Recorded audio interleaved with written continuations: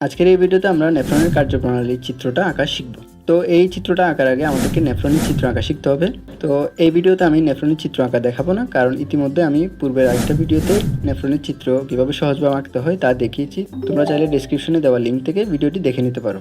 তো ওই ভিডিওটি দেখে আমরা নেফ্রনের চিত্রটা এঁকে ফেলবো। নেফ্রনের চিত্রটা আঁকার পর এবার আমরা পেঁচানো যে নালিকাগুলো আছে ওগুলো দিব।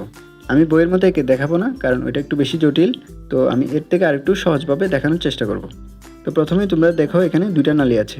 তো আমি উপরের নালিটাকে একটু রাউন্ড করে বাড়িয়ে দিচ্ছি এবং এর নিচে দিয়ে এই যে এই নালিটার নিচে দিয়ে নিয়ে আসবো এবং এই নালিটার উপর দিয়ে এনে আবার নিচে এভাবে রাউন্ড করে নিচের দিকে নিয়ে চলে আসবো এই পাশে। এবং এই যে লুপ অফ হ্যান্ডলি আছে এর সমান্তরালে আমি নিচের দিকে আসব এবং এই যে লুপ অফ হ্যান্ডলি শেষ হয়েছে এখানে বাঁকের উপরের থেকে আমি এই পাশে নিয়ে চলে আসব।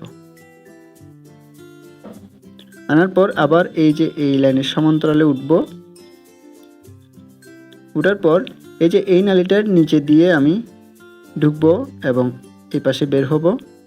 এরপর এই নালির উপর দিয়ে চলে আসব এবং এই পাশে নিচ দিয়ে এখানে চলে আসব।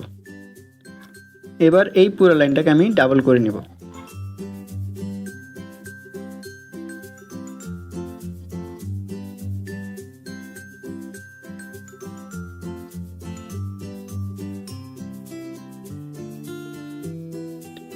এখানে আসার পর আমরা এটাকে একটা শাখার সাথে মিলিয়ে দিব।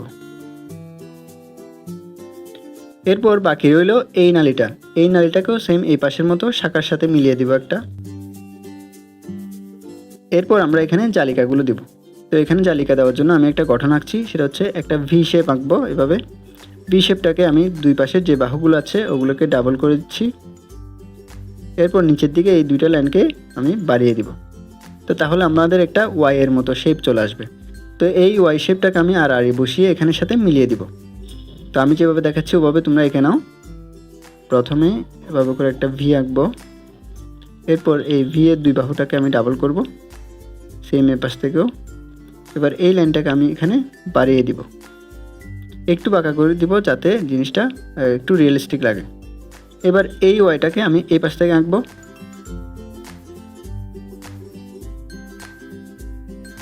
এবার এখানে সেম এরকম করে আবার আঁকবো।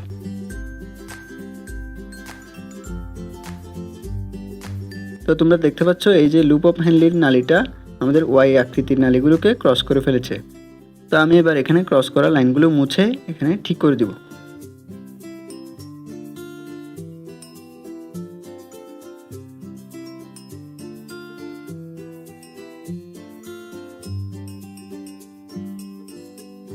এরপর আমরা এখানে যে ক্রস করেছে এই নালিগুলো মুছে ঠিক করে দিব।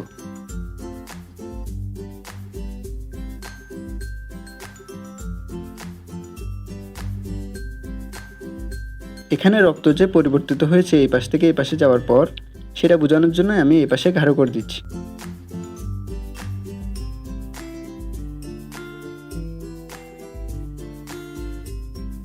তো আমাদের নেফ্রনের কার্যপ্রণালীর চিত্র আঁকা শেষ। এবার আমরা চিহ্নিত করব। আশা করি তোমাদের চিত্রটা সহজ মনে হয়েছে। এরপরে যদি কোনো কনফিউশন থেকে থাকে তবে অবশ্যই কমেন্টে জানাবে। ধন্যবাদ ভিডিওটি দেখার জন্য।